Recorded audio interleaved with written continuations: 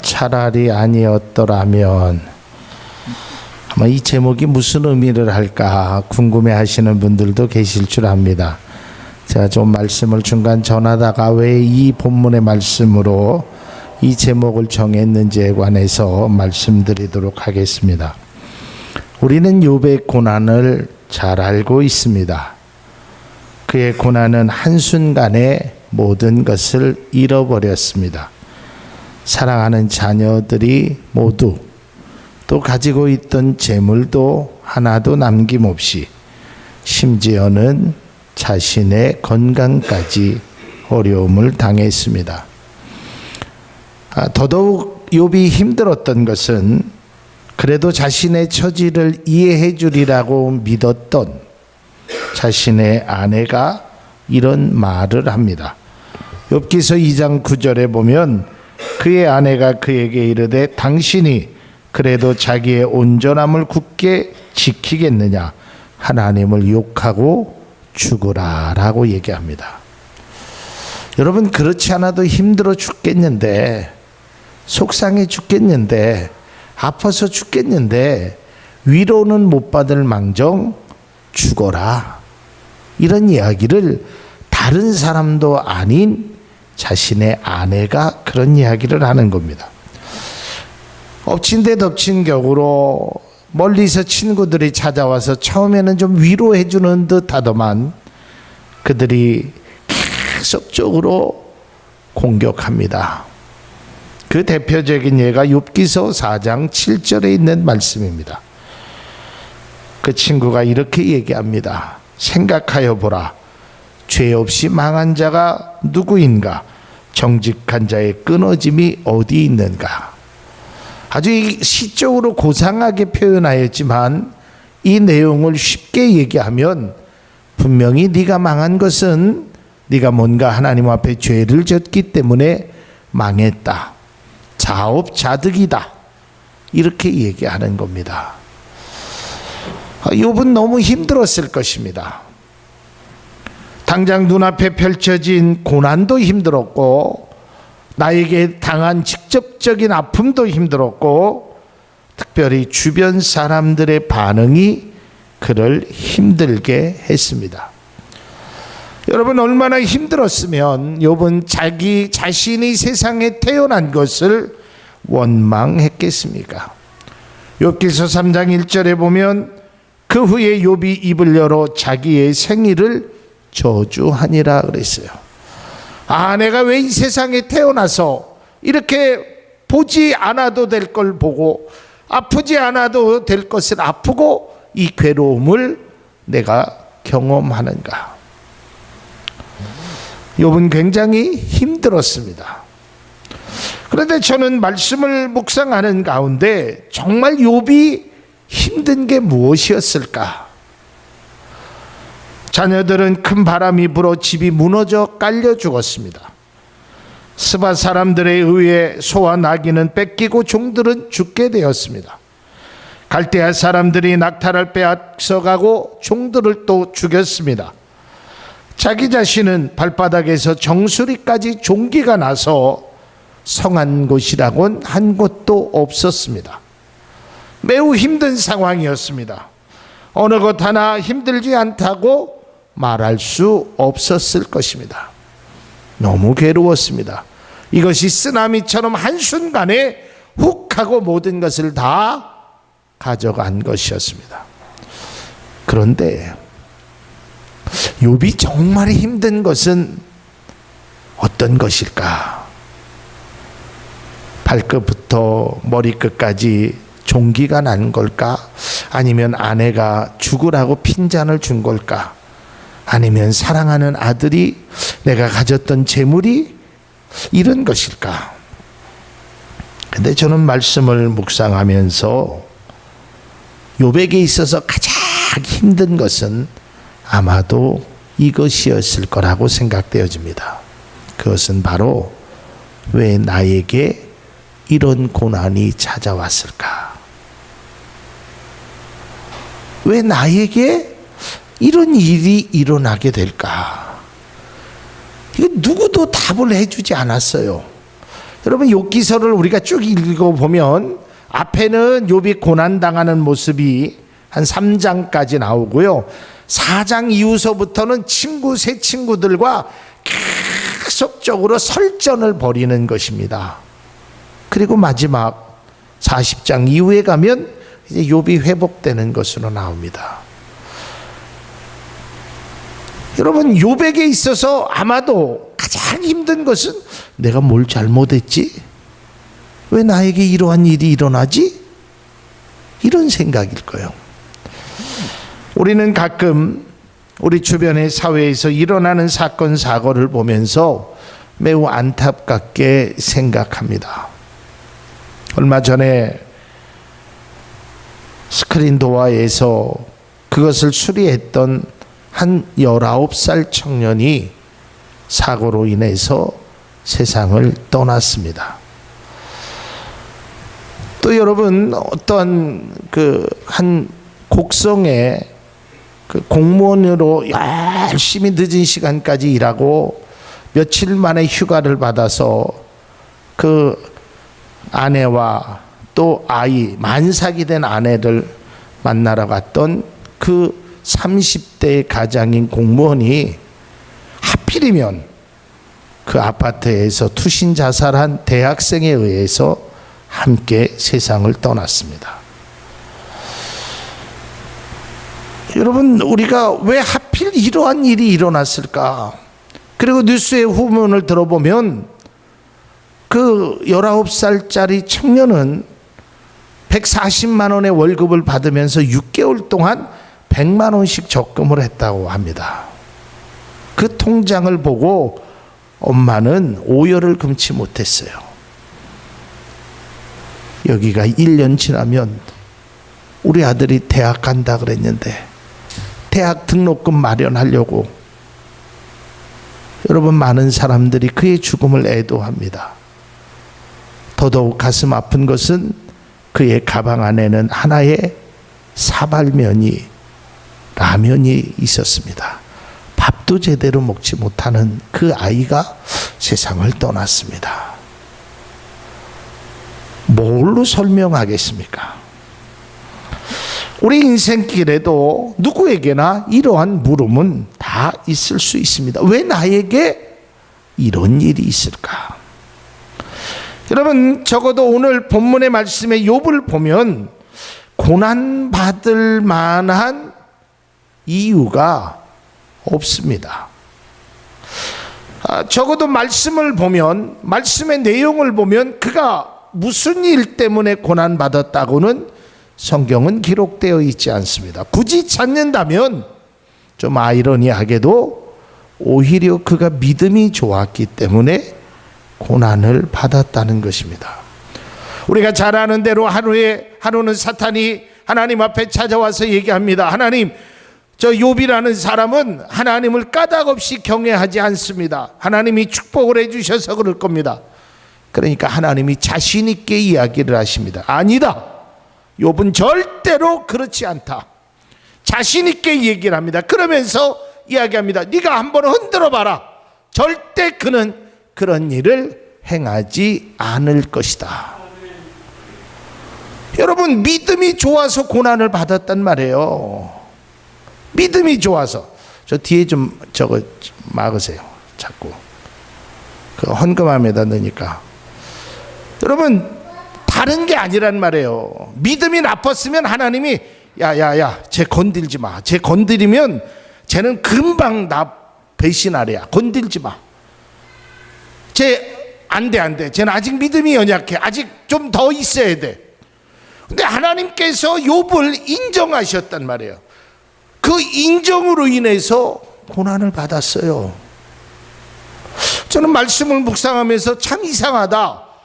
아니 믿음이 그렇게 좋은 사람이 동방의 의인이고 하나님을 경외하고 이만한 사람을 없다라고 하나님이 칭찬하셨는데 왜 고난을 받았을까?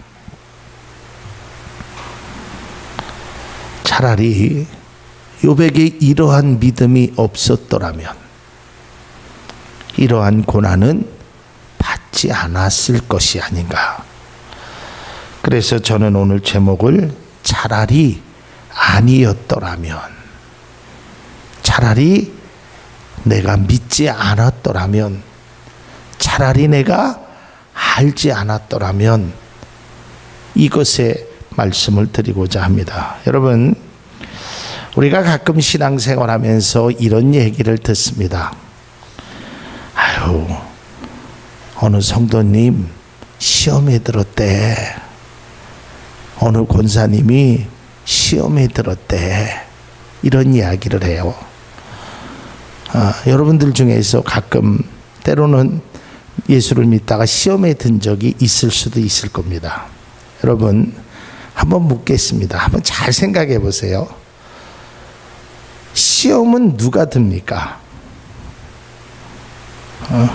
그러면 이제 그런 얘기를 해요. 아유, 목사님, 기도 안 하고 믿음 약한 사람들이 시험에 들어요. 여러분, 그건 시험이 아니에요. 엄밀히 말하면 그건 그냥 삐지는 거예요. 그런 거를 시험이라고 성경은 말하지 않습니다. 그냥 인간의 감정으로 삐진 거지, 뭘 그걸 가지고 시험이라고 거창하게 이야기하는 것은 아니에요. 근데 진짜 시험은 이런 거예요. 하나님 앞에 기도 열심히 해요. 예배 잘 드려. 헌신 열심히 해. 근데 문제가 다 그쳤어요. 그러면 그때 드는 게 진짜 시험입니다. 여러분, 저라도 시험에 들 것 같아요. 여러분 시험에 안 들 것 같아요. 한번 생각해 보세요. 내가 기도도 열심히 하고 하나님 앞에 봉사도 열심히 하고 하나님 앞에 뭐든지 간에 최선을 다했는데 되는 일은 하나도 없고 오히려 고난이 찾아와요. 오늘 욥처럼. 이때 시험이 드는 거예요. 여러분, 믿음이 없는 사람은 오히려 그런 어려움이 닥치면 시험이 드는 것이 아니라 내가 기도를 안 해서 그런가 보다. 내가 하나님 앞에 내가 뭔가 잘못해서 그런가 보다. 내가 열심히 해야지. 오히려 자기를 반성한다니까요. 근데 내가 하나님 앞에 열심히 정말 정직하게 최선을 다해서 믿음의 길을 가는데 어려움을 닥치면 이때 정말 시험이라는 것이 내 마음에 찾아옵니다. 여러분, 시험이 뭐냐면 회의감입니다. 과연 하나님은 계시는 것일까? 과연 내 기도는 듣고 계시는 것일까? 과연 나의 삶 속에 내가 하는 신앙은 맞는 것일까? 여러 가지 이런 회의감이 들 수밖에 없다라는 것입니다. 여러분, 믿지 않는 사람은요, 목사가 어떤 설교를 해도 그들은 시험에 들지 않습니다. 왜냐하면 그들은 비난하고 비판하지 시험에 들지는 결코 않는다는 것이에요. 누가 시험에 드느냐? 믿음 생활을 잘하는 사람들이, 기도 많이 하는 사람들이 시험에 들 수 있어요. 이게 아이러니한 겁니다. 여러분, 좀 비슷한 예지만 맞는 거지만 또 아닐 수도 있고, 제가 말씀을 준비하면서 이런 생각을 해봤어요. 예를 들어서 이제 학교에서 시험을 봅니다. 이제 학생들이 뭐 대학생이 됐던 저도 대학교 때 그렇게 좀 이렇게 따지는 학생들의 모습을 시험을 봤는데 교수님이 시험을 얼마나 어렵게 냈는지 몰라요. 그리고 시험을 배우지도 않은 곳에서 시험 문제를 냈어요. 그러면서 알아서 쓰래.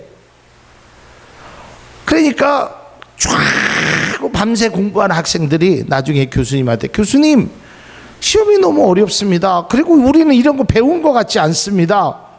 그러면서 막 항변을 합니다. 누가요?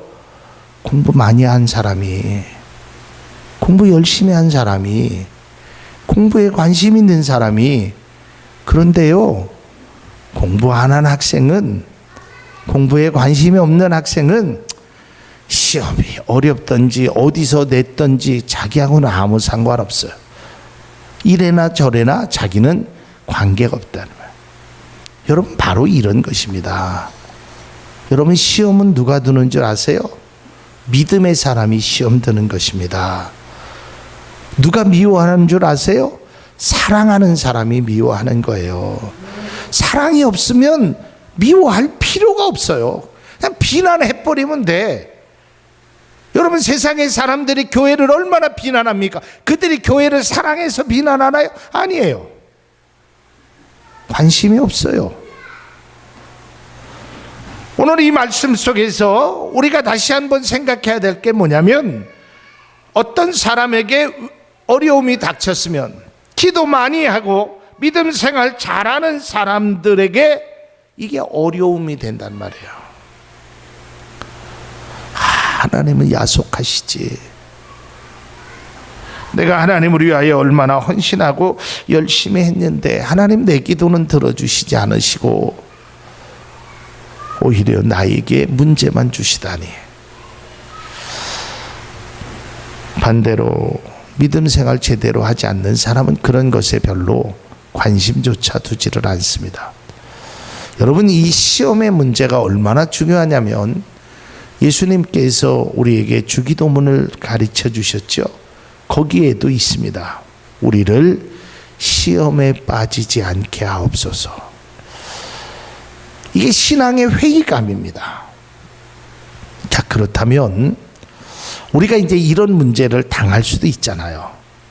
그것에 대한 미리 예방주사를 좀 맞기 위해서 제가 이 말씀을 드리는 겁니다. 여러분, 이해할 수 없는 일들이 나에게도 있을 수 있고 누구에게도 있을 수 있잖아요. 그런데 우리가 그러기 전에 예방적인 차원에서, 그러면 성경은 과연 이 어려움을 어떻게 우리에게 말하고 있는가? 오늘 두 가지만 말씀드리도록 하겠습니다.